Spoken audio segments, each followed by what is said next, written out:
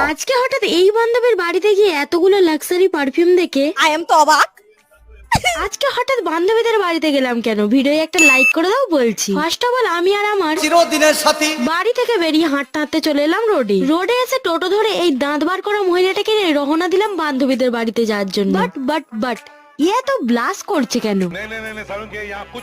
বাড়ি থেকে ভাত খেয়ে এসেছি গাইস, যা রাস্তা আবার পটি না পেয়ে যায়। যাই হোক, টোটো থেকে নেমে 3 মুহূর্তে হাঁটতে হাঁটতে চলে এলাম বান্ধবীদের বাড়িতে। আসতেই হাতে ধরিয়ে দিল 1 গ্লাস মাজা, যেটা খেয়ে চলে গেলাম ছাদে। আজকে আসলে এসেছি মেনলি চিরদিনের সাথে মেহেন্দি করবে বলে, আর আমি কিছু নোটস নেবো বলে। বিকেলাতে আন্টি মানে বান্ধবীর মা দিয়ে গেল এত কিছু খাবার, যেগুলোকে বসে বসে শেষই করছিলাম। হঠাৎ পাশ থেকে চিরদিনের সাথে বলে উঠলো আমাকে বে সব কাজগুলো সেরে নিচে নামতেই দেখি বান্ধবী পারফিউমের কালেকশন বার করেছে, যেগুলো সবই দুবাই থেকে আনা। তাই বান্ধবীর ঝেড়ে একটা দুবাই থেকে আনা পারফিউম মেখে নিলাম, তারপরে চলে গেলাম বাড়ি। সাবস্ক্রাইব করো নাই তো আড়ি। বাই।